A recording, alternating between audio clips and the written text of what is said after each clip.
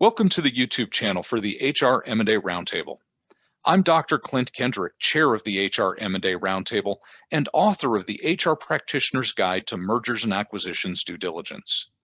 The HR M&A Roundtable is a forum for practitioners teaching practitioners how people, leadership, and culture drive M&A deal value.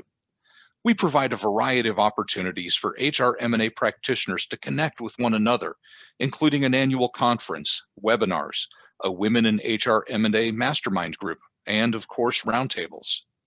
I started the HR M&A Roundtable because peer learning is an invaluable resource, especially if you're new to the HR M&A space.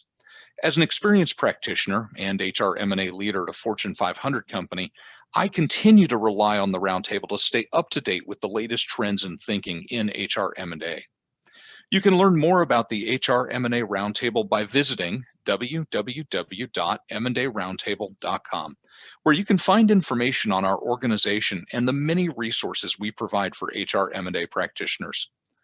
While you're there, sign up for our mailing list so you can stay informed about our upcoming events.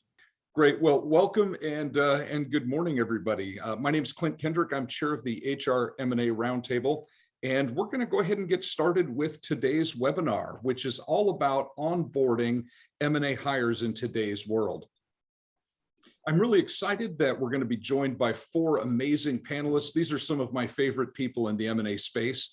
We have Kevin Burke with Globalization Partners, Jane McCourt with Teladoc Health, Anirvan Sen with Fifth Chrome, and Marcia Findley with Assurant.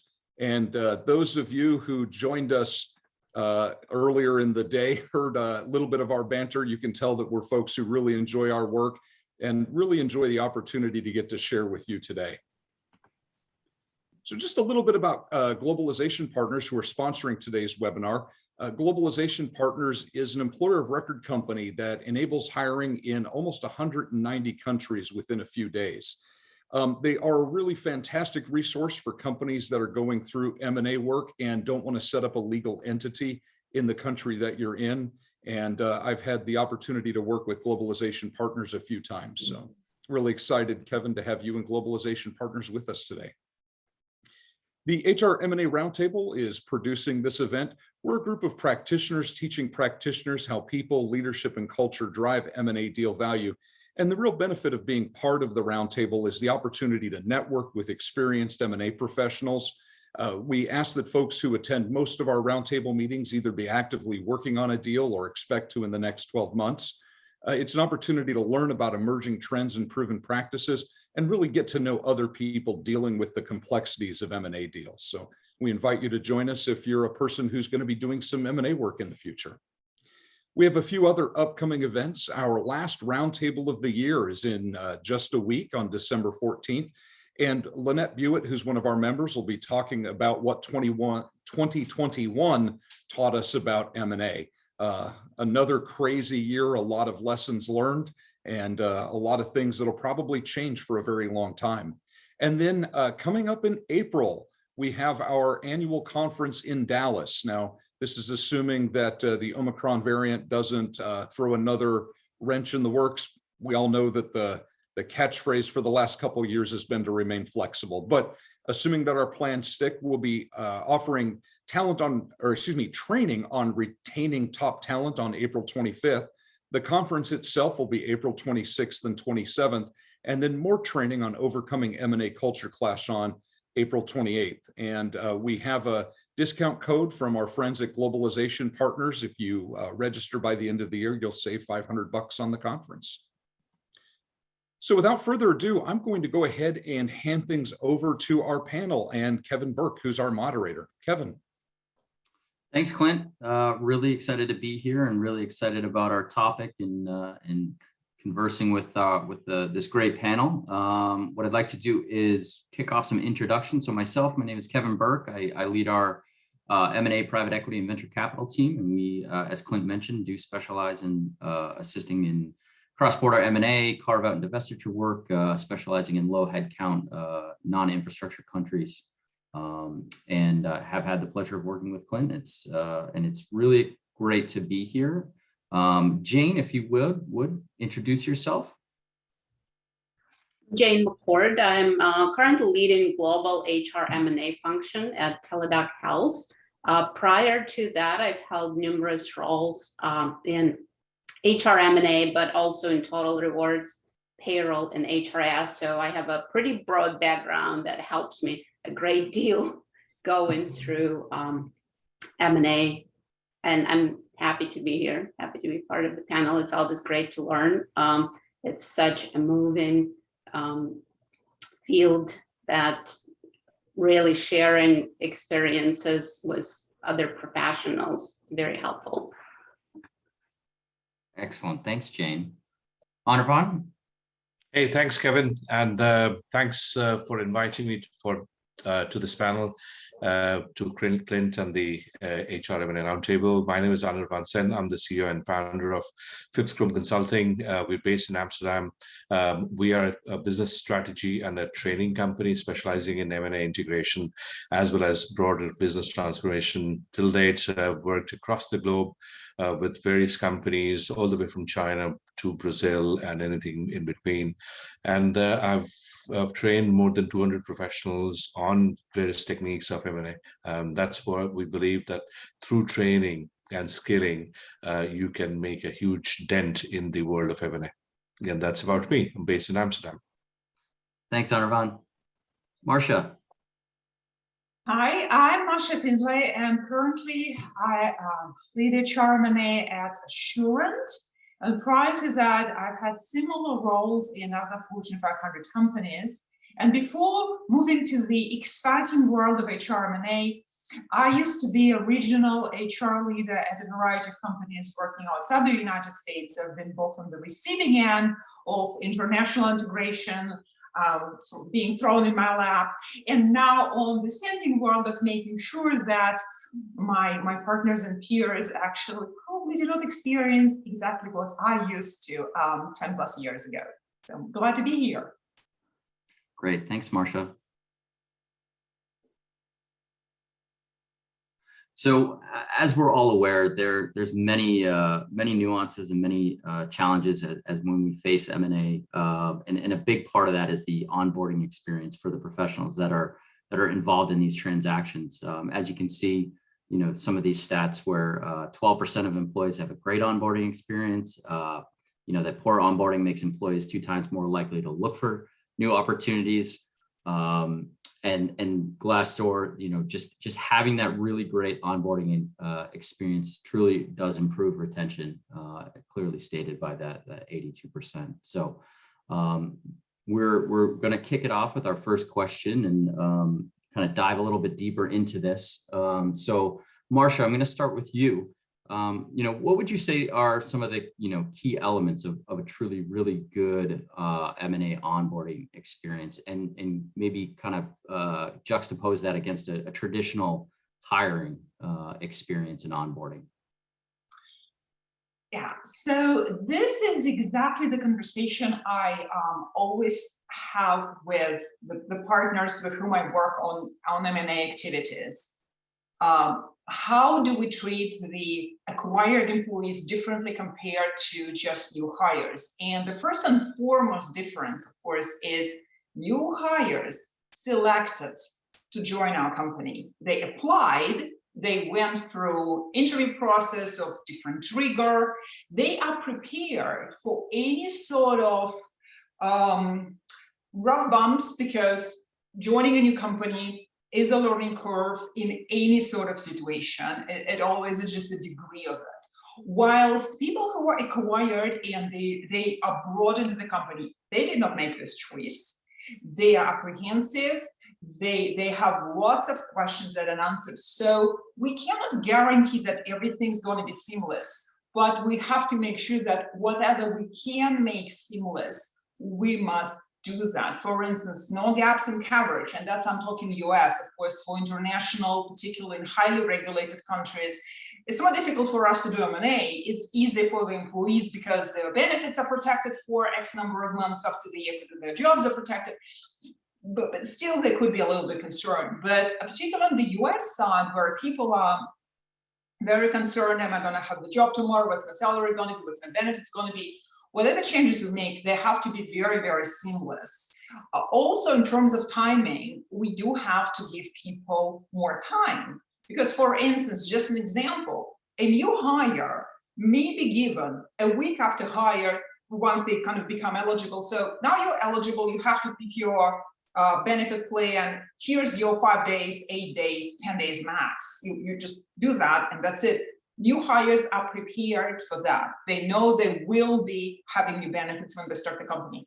Existing people, it just happened, it's just announced. Simultaneous sign and close could be a bolt of lightning, really, for the majority of population. And we absolutely cannot utilize the same approach because people need to digest it, they need to talk with their spouses, it's a change of circumstances, so more time.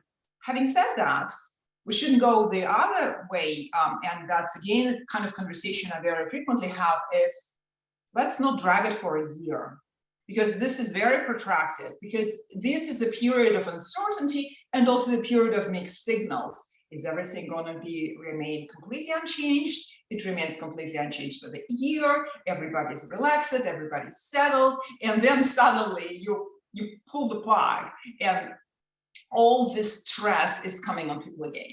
So I would say the probably word of advice is, imagine yourself to be that employee that is being acquired, and not the employee, not the type of employee who is also the shareholder and probably is walking away with a bundle after the sale, but just a regular employee who suddenly receives corporate email, we've been acquired, everything's going to be great, and just try to design the onboarding experience as you would yourself like to be onboarded. That's my view. Yeah, that's great points, Marcia. One question I had just to follow up on that is, do you have a sweet spot in terms of the timing from that onboarding perspective? You know, you talked about not dragging it out for a year, but also not making it too quick. Have you found, is there a time, you know, whether it's 60 days, 90 days that you find where it works for both sides, both the acquired and the parent company? Okay. Yeah, that's a great question. And what I found that, to me, it is not driven by days after the acquisition. It's more driven by when exactly in the calendar between January 1st and December 31st that happens. And again, right now I will be talking primarily about the US because, again, in lots of international jurisdictions, these things are protected. But if we talk about the US, where employees could have change like tomorrow, my position is this. Again, from the minimizing disruption, if the deal happens in the second half of the year, all the way, let's say, up to December 1st, we close. Then, unless it's something super major, you're bringing 5,000 people in, I'm not talking about those types of cases, but it's a larger company and you bring, I don't know, 20 people, 100 people, 200 people, 300, just that type of thing. So if it happens in the second half of the year, then get everybody on January 1st, then these people could join your regular, normal annual enrollment, they have time to accommodate, etc. Of course, if it happens, if the deal closes in December, which we all know, like very often corporate developments like simultaneous sign and close on December 1st, everybody has experienced that, I believe. Then I advocate, and I'm assuming that the target company has enrollment based on standard calendar year and the deductibles reset on January 1st. Then I would recommend trying to get people onboarded by April 1st, because it gives you a little bit of space to prepare onboarding. It gives you space to do the enrollment campaign, do the communication campaign. It does give people, target employees, a little bit of breathing space. But at the same time, you don't have a situation of the deductibles reset in the middle of the year or later. They would have particularly higher earners. They would have the taxes reset and all the other complications. And of course, all these things could be addressed. You could recognize the deductibles and out of pockets, and they would file taxes and get the refund of withholdings, but that's kind of additional churn. Sure. So it really driven by when the deal closes. Yeah. If you can bring people in by July 1st, the latest, that kind of do that. If you can't, then moving everything towards the end of the year just doesn't really make much sense. They would have like 2 enrollment campaigns going on within like a couple of months, and obviously more people would be affected by withholdings and 2 W-2s. Yeah. So that's Absolutely. Thank you, Jane. Kind of kick it over to you. Sure. And I'm going to start from the end of the question. Yeah. How is it different from traditional hires? It's really how you define it. So I think it does make sense to first look at how do you onboard new hires? Is it really just a first day or first week orientation, or is it a lengthier process to help new hires integrate into your culture? The second piece that I want to talk about is Marsha made probably the most critical point in this whole discussion is the nature of the relationship between the employees and the acquirer. They're joining involuntarily. And I want to talk a little bit about experience that I've had at M-Trust Financial, where we were acquiring a lot of distressed companies. And really, under those circumstances, you can feel the stress and skepticism coming from employees. We had a company in California where employees had not seen merits or bonuses in a number of years. And fortunately, there was a small HR department, and it really allowed us to gauge the situation quickly. But that acquisition required a lot of handholding, and I clearly remember New Year's Eve, I'm preparing the New Year's dinner, and I'm texting to HR director and trying to kind of keep everyone calm and create this sense of, we will walk this with you, and we will make sure that employees feel welcome. And I think part of it was a very negative message that leadership of that company sent to employees for several years because they were not profitable. And so employees really kind of lacked self-esteem, and there were all those things, including all the way to really senior management. But I think it was, the acquisition was largely successful because we were able to recognize early on kind of what the culture was and what the pain points were. Another point that I would like to make is that really try to understand, it's not always possible, but do try to understand and respect the existing culture and understand why and when you're making changes. Again, just to kind of look at it from 2 very different types of acquisitions, where we would acquire some startups, which M-Trust Financial was very much in the kind of startup realm, even though it was a large global corporation at the time. Startup companies, they typically look forward to acquisitions and look at it as kind of next step opportunity.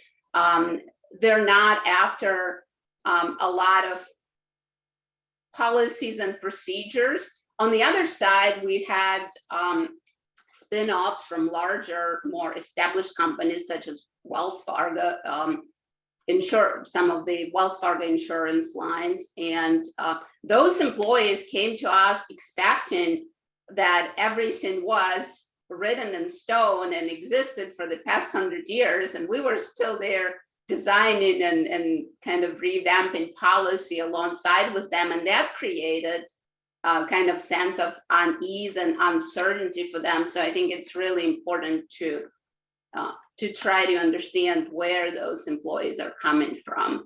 And then also think about, again, new hires. You may be onboarding, several individuals at the time. With an acquisition, it could span into being a very large group of employees coming from kind of different geographic and cultural areas. And so you also have to keep in mind that there is a difference. Early and clear and consistent communication, having both sides involved, having leadership involved, those are not always possible, but those do really help make it for a great experience and solid, good integration for everybody, for both sides. I think it's very important to show to employees that both sides are involved in discussions and decision-making, because a lot of times I feel like it comes across as, well, we're the acquirer, so we're calling all the shots. At the end of the day, it doesn't work that way. And especially in some cultures, they will be very resistant to this. Yeah, no, absolutely. That's all great points, Jane. Anirvan, from your perspective. Yeah, thanks, Kevin. First of all, I think this is a great question. And, Jane and Marsha have provided a great start to the conversation today. So like Jane, I'll start with the second part. How is this different from traditional hires? I think we need to look, compare and contrast. So first one is, in M&A, you typically have more than one individual. In most cases, could be a dozen people, could be hundreds of people that need to be onboarded around the same time, compared to a traditional hiring that's like singular. Like, you may hire one person or two people. That's the first thing. The second thing is, when people come from an acquired organization, they still have their jobs.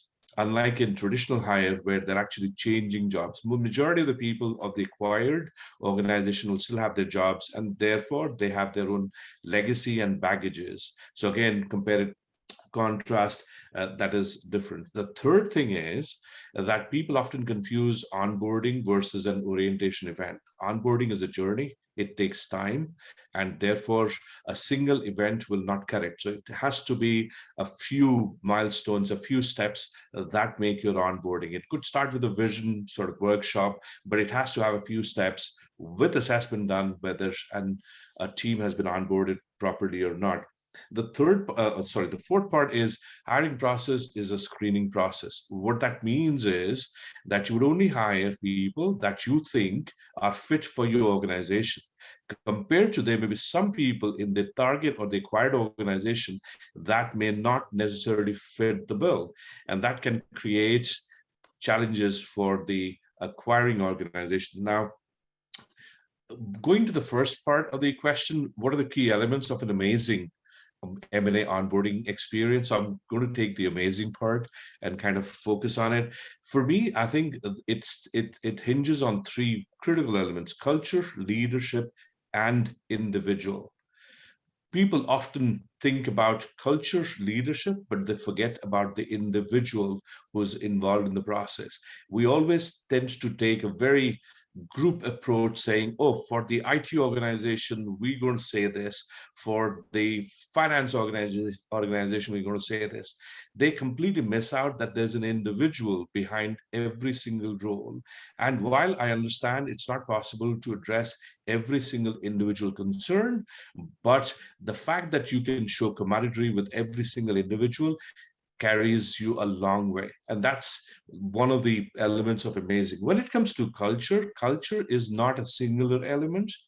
Culture is, it could be organization culture, it could be geography culture, it could be industry culture, especially when we see, let's say, for example, a traditional manufacturing company goes and buys a technology company. They come from two different industries, and therefore there's a cultural difference which is there. Evolution, again, startup, scale up, mature, stable organization. But interestingly, what we find is quite often we assume that Fortune 500 companies have super duper mature processes, but in reality, many times, even the Fortune 500 companies do not have as mature culture, as mature processes in place. For leadership, again, very important. One of the biggest reasons why people, while companies which are entrepreneurial, scale up, startup, struggle when they get in, especially the leaders when they get in, is because they themselves are entrepreneurial, right? They want to compete in the market rather than being in a control frame, which is more of a stable ops company. So it's control, compete, create, and collaborate, right? So those are the kind of things we look at leadership. The other important aspect is, and I'm sure every one of you know about this already, is communication.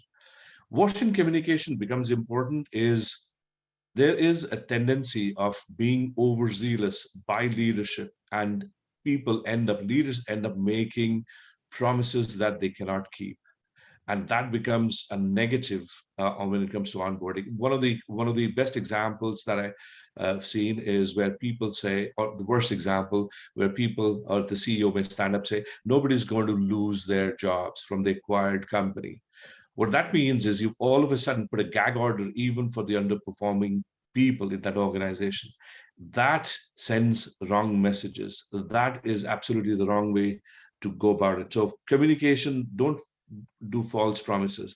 And the last but not least, when it comes to M&A onboarding, it's the organization that is being onboarded.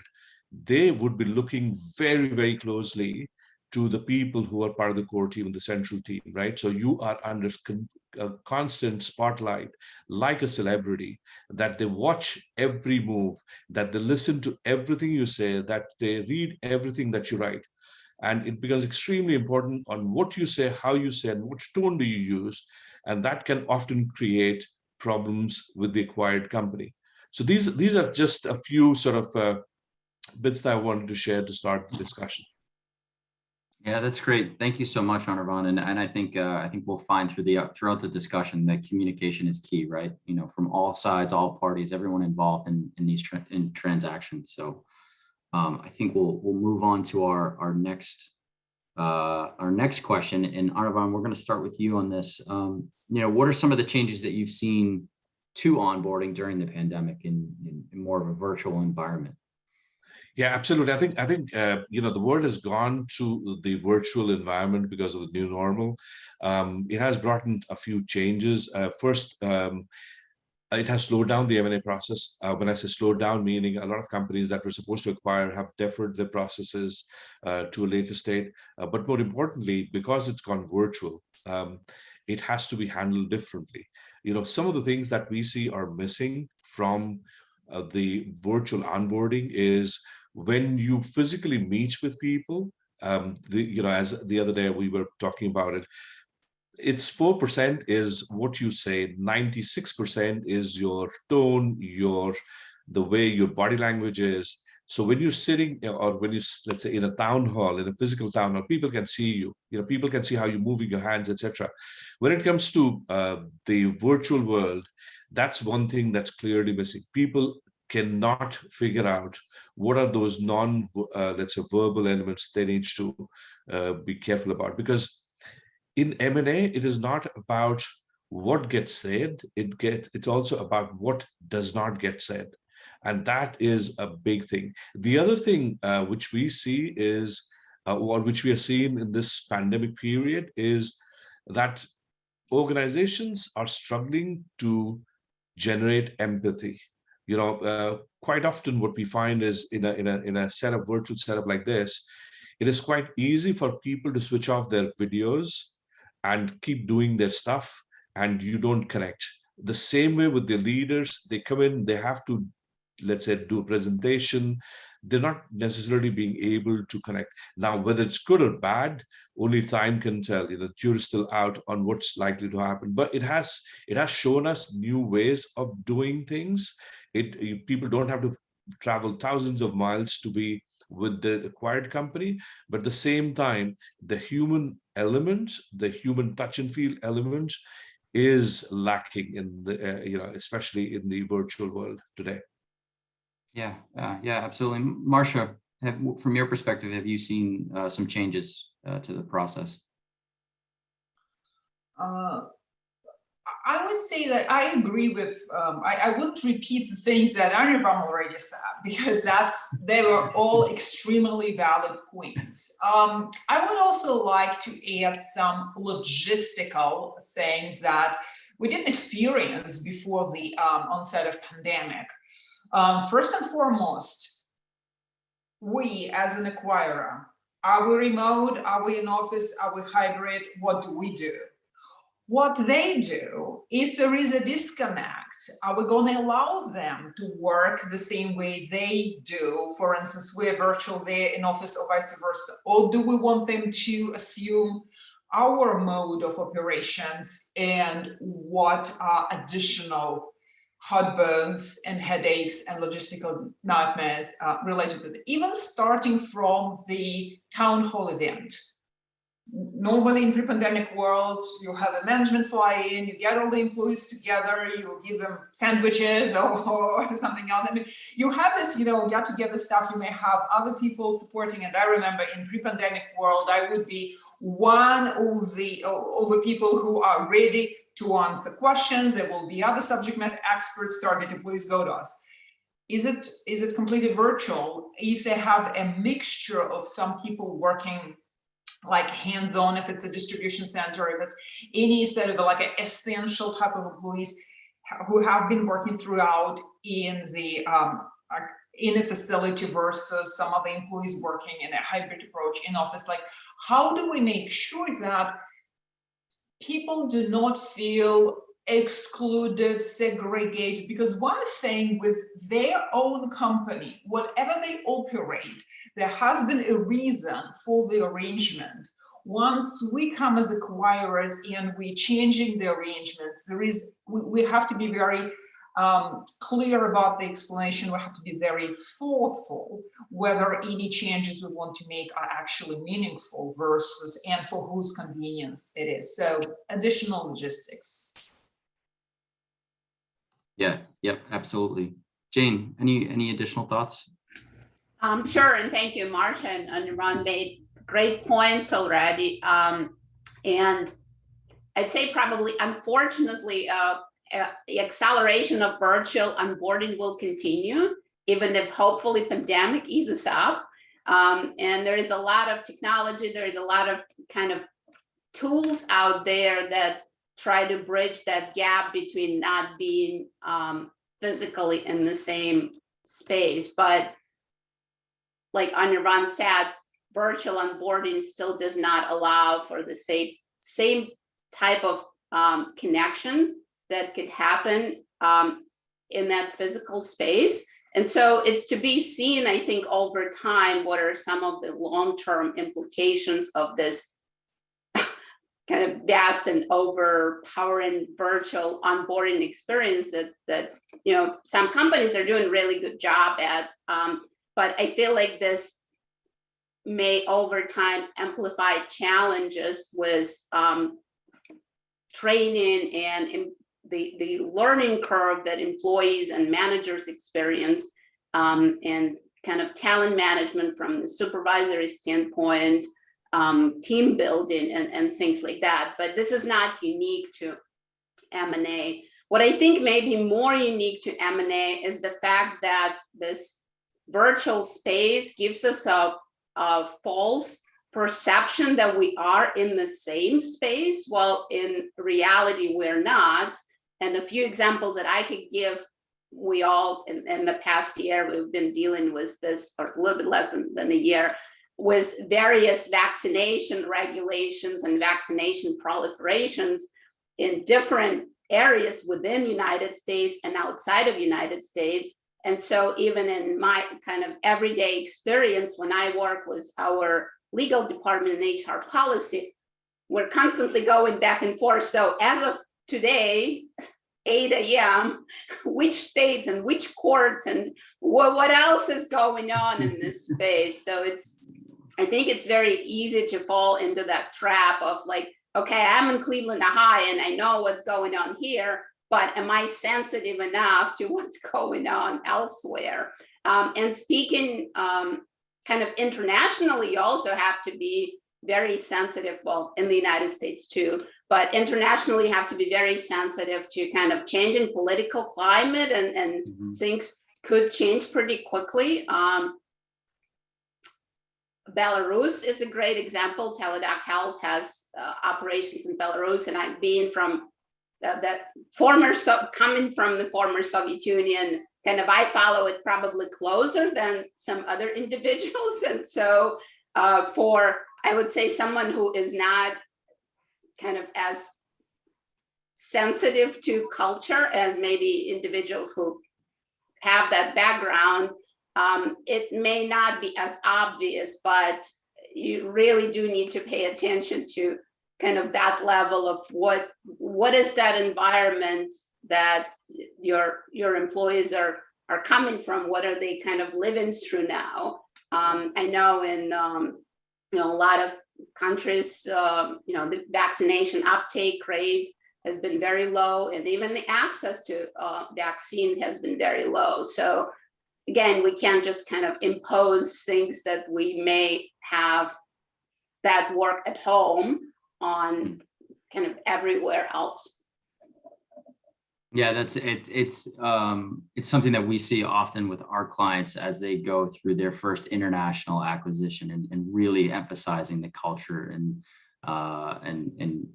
the population on the ground and what they're going through, and that each one is unique and each situation is different. So it's a really, really great point, Jane. I think we're gonna move on to our next question.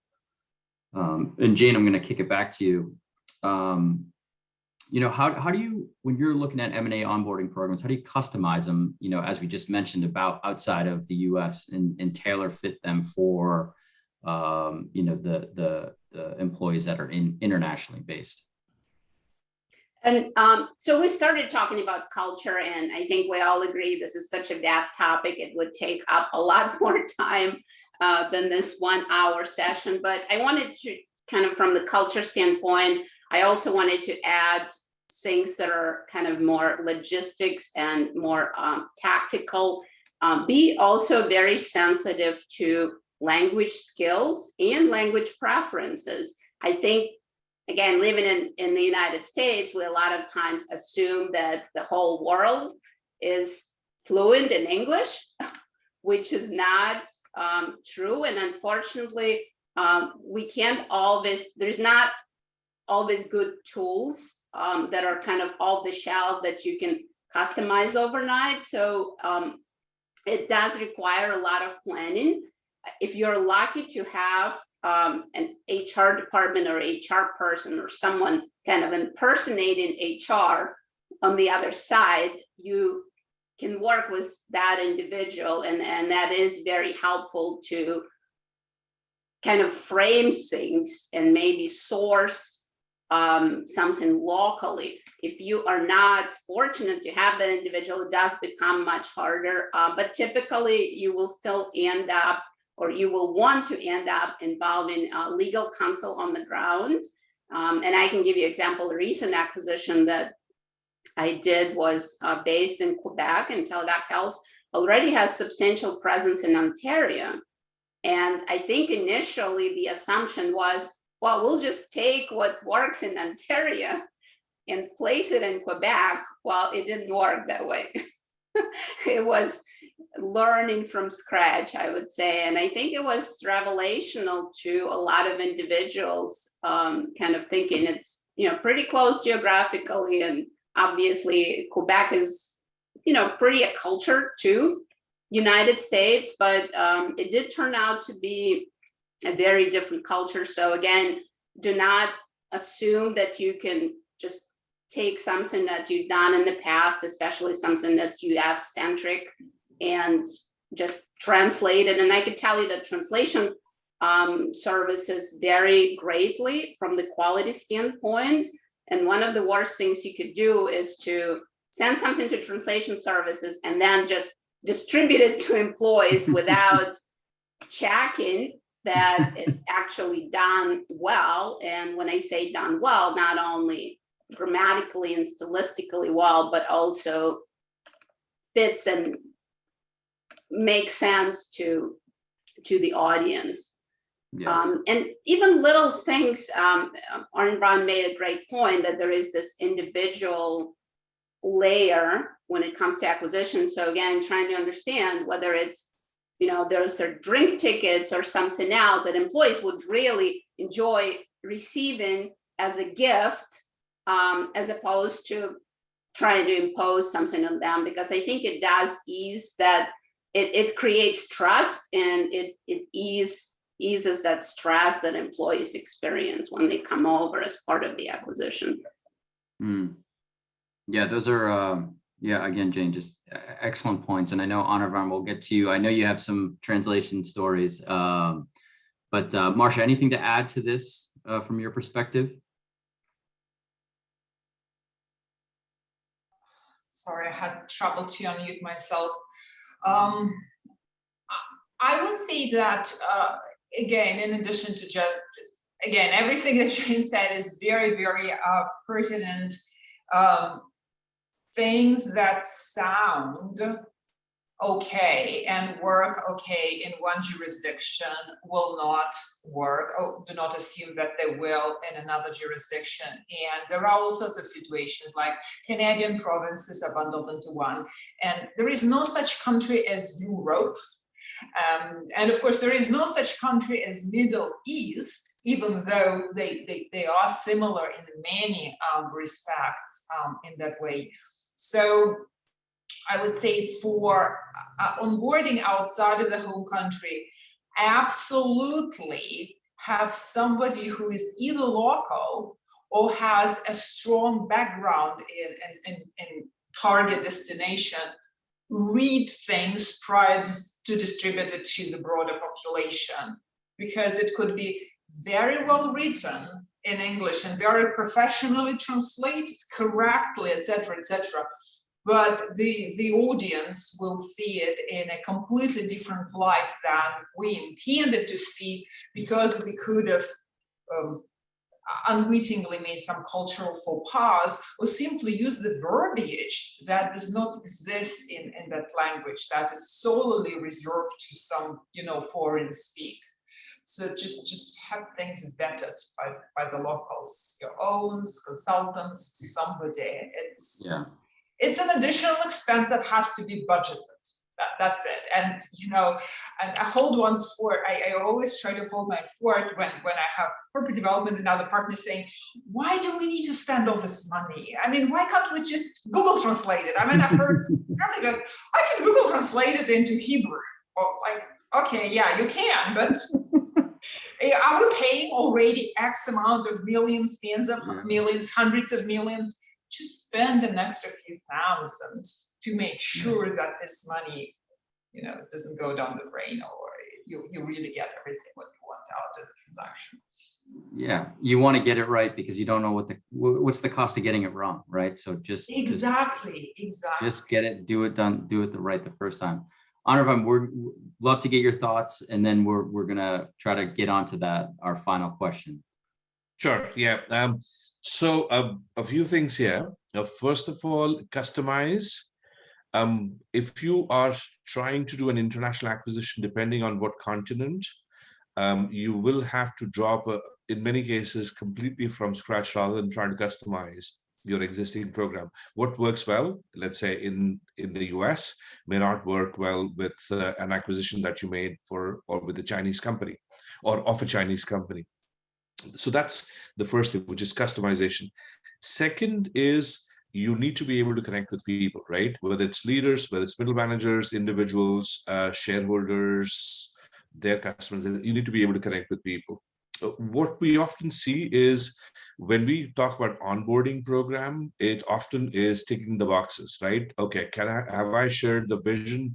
Have I shared the mission? Here are the goals and objectives. From tomorrow, you're expected to follow it to the T.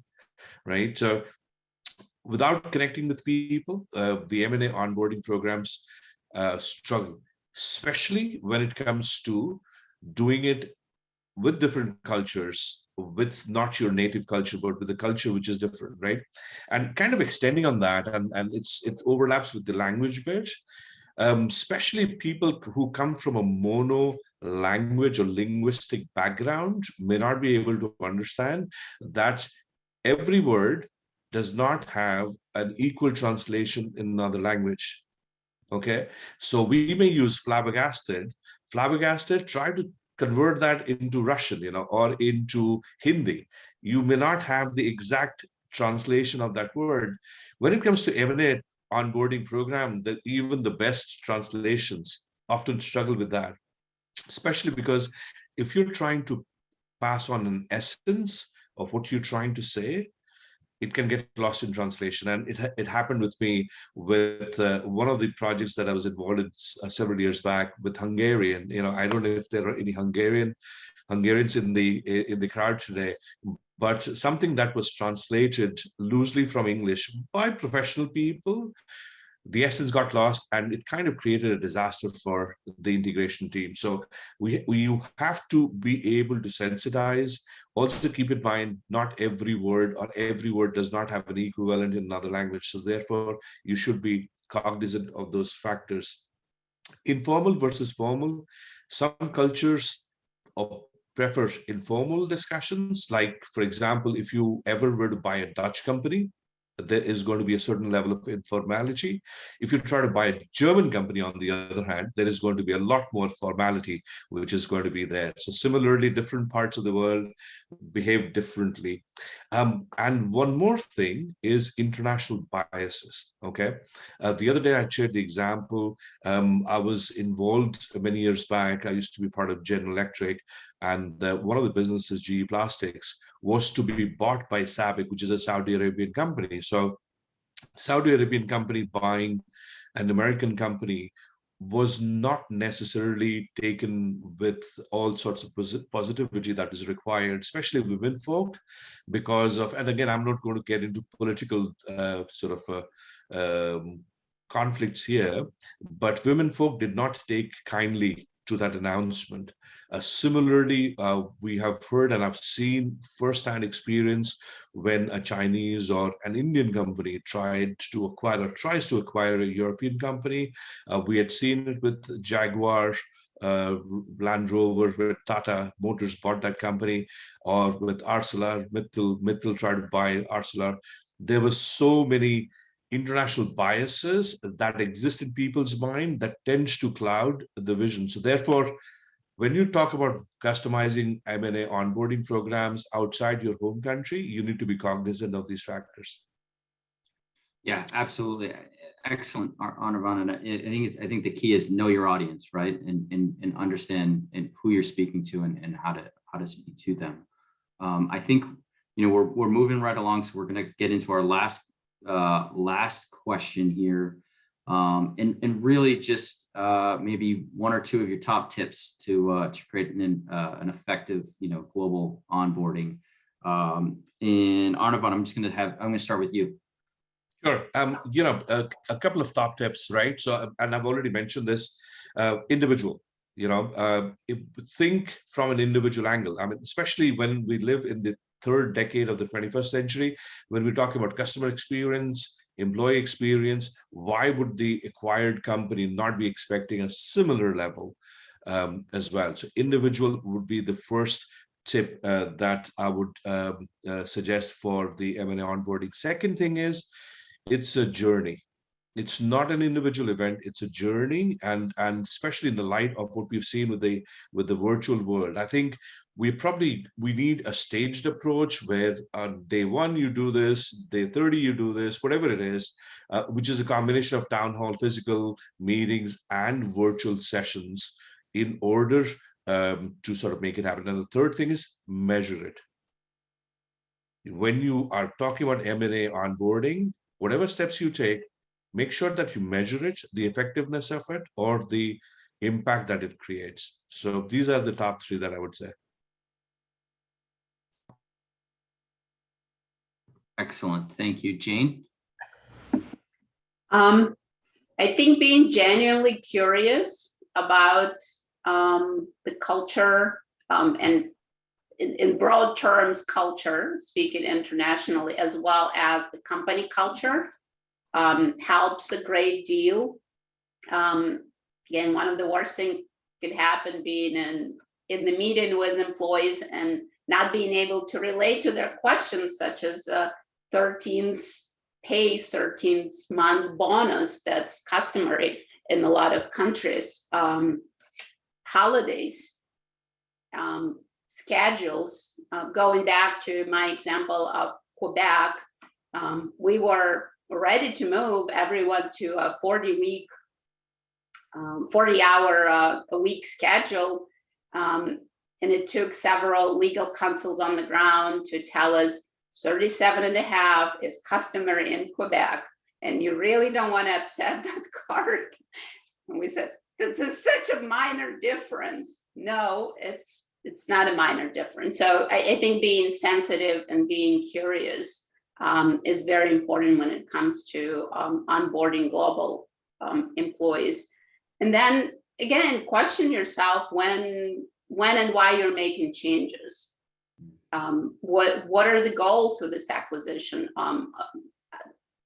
More frequently than not, senior leadership, corporate development people really don't have a great vision of what they want for the kind of future state of this acquisition. And we as HR professionals, and it falls on a lot of corporate functions, HR, finance, IT, to guide those senior leaders to kind of that vision of where they want this acquisition to be in 6 months, 12 months, and so on. So start asking those questions early. Ask yourself as well as your counterparts.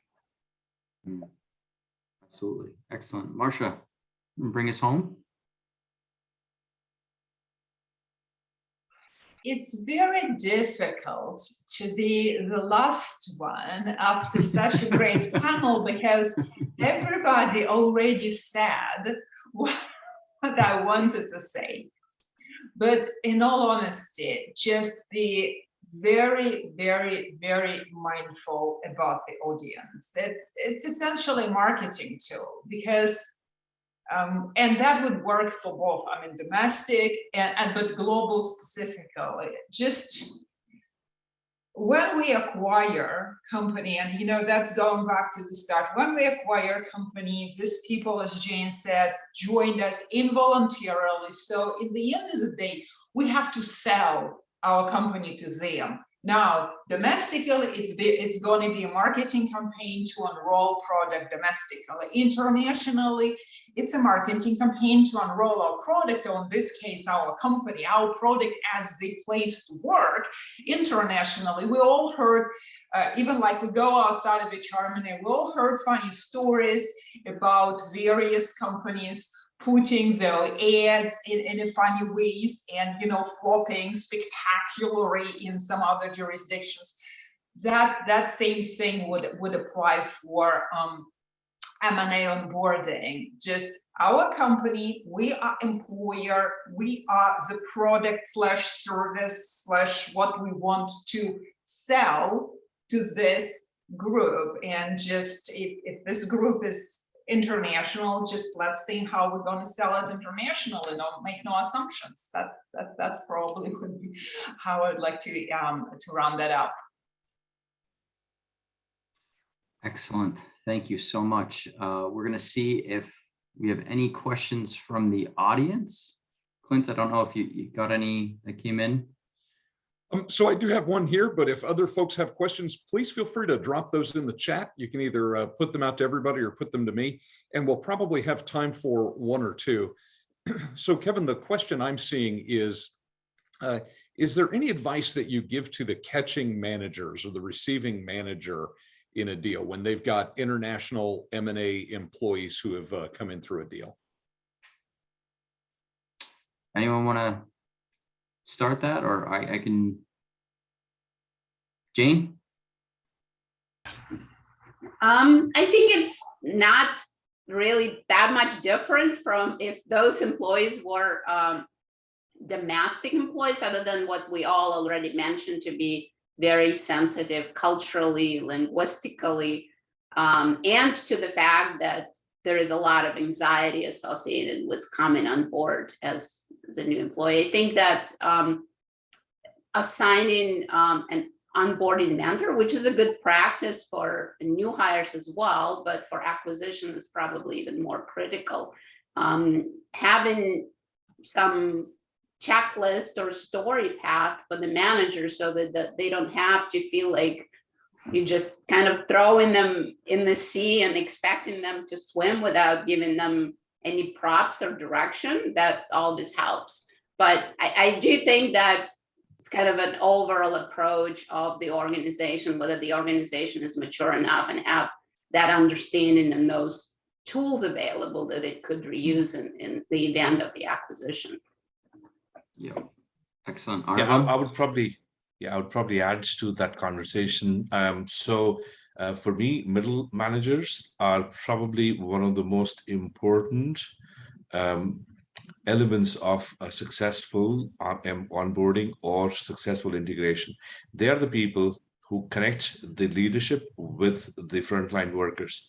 And therefore, it is extremely important to sort of get them onboarded as quickly as possible with the M&A integration parts, especially when it comes to us and them. So you need to make sure that you can take them into confidence.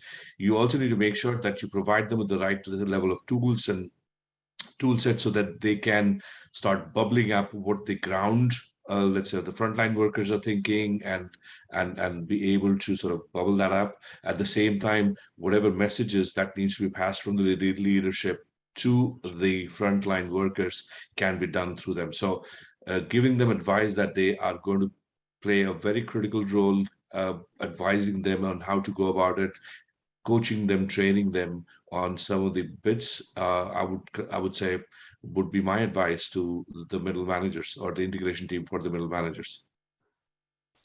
Excellent point. And I have one more that just came in, and I think this will need to be our last one in the interest of time. And it's a meaty one. Any different advice of spinning off a company versus acquiring one, or does all the same apply? Let me take this because I'm sorry, Marsha. Go on. I'll add later on. Yeah.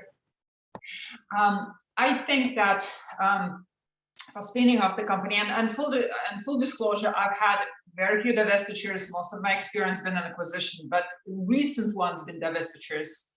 And I think the important part is to communicate, not only to communicate to the people who we are divesting, and that's of course a different story, how we agree with the acquirer, how they're going to treat it, etc., etc. But it is also a clear message and very well thought out message to the people who remain with our organization, because we don't really want to start the chain reaction of thinking, particularly if there are a series of divestitures, oh gosh, something is going on with our company. What if my job is going to be solved? And people continue. So people continue the conversation. So if there is something that we know will happen, which is not positive to the people we're divesting, and we cannot control the target, they decided to buy it, they have a right to do what they want. Of course, we could put something in the sales and purchase agreement, depends how we negotiate it. But people remain in contact. So if our employees hear that the group that was divested was laid off immediately, or the tenure was not recognized, they will start thinking, what if my department is going to be carved out at Evis tomorrow? So I think we have not only think about communicating properly, openly, maybe put some protections in place for the people who are going with the deal, but also be very mindful about the people who are staying, and also for the people who we will have to, let's say, lay off because they supported this business, we sold the business, the support groups are not needed, we can't redistribute them, we have to lay them off. So we have to be extremely mindful in how we communicate and what do we do and what are the business rationales, because it could really damage the morale of the overall company. That is devastating. Business. Yeah, I'm just going to add to what Marsha said. So while there are some certain similarities and kind of mirror of what happens in an acquisition versus a divestiture, there are also clear distinctions as well, especially the starting points. So typically, again, I'm talking large-scale divestitures that I've been involved in the past. So essentially, the first stage is divestiture. The second stage is kind of state of unknown. And the third stage is often they get either acquired or they spun off. And it's this first two stages that can be long drawn. And that's where, a lot of people, especially people who are prolific and high potential, if you don't incentivize them properly, they are likely to leave. It may not be a direct difference between an acquisition versus a divestiture, but because it's a longer drawn, a longer time period process, it brings bring with it its own sets of challenges. So that would be something that I would say. The last thing would be that the separation often can be clumsy if it's spun out versus when it gets acquired, because acquired is bang. There's a TSA versus when it's spun out, the TSAs can sometimes get stretched, especially when it comes to systems and some of the other pieces. But in general, I would say the last part, apart from the last part, the first two parts, the divestiture definitely has two definitive stages, long periods of time where the thinking is very different. Thank you for watching this presentation by the HR M&A Roundtable. Please subscribe to our channel so you can be the first to learn when we add new content that will help you in your M&A journey. And be sure to join our mailing list by visiting www.mandaroundtable.com.